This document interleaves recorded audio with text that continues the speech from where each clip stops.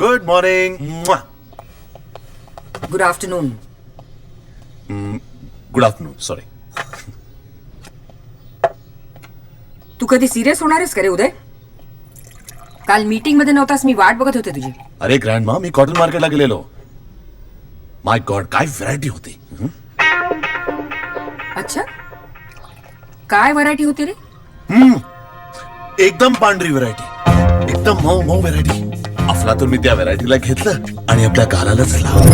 एकदम मऊ, एकदम मुलायम.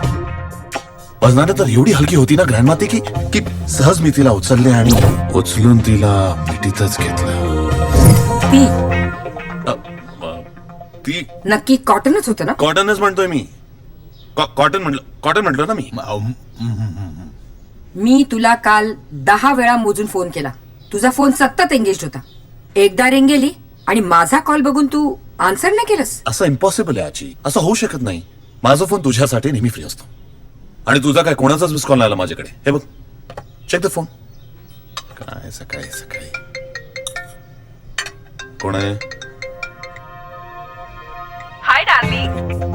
तू कधी निघून गेलास मला कळलंच नाही. पण एक सांग, last night you was so romantic. आपण अजून भेटूयात ना?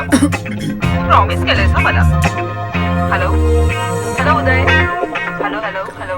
आज तू कुठेही जाणार नाहीयेस.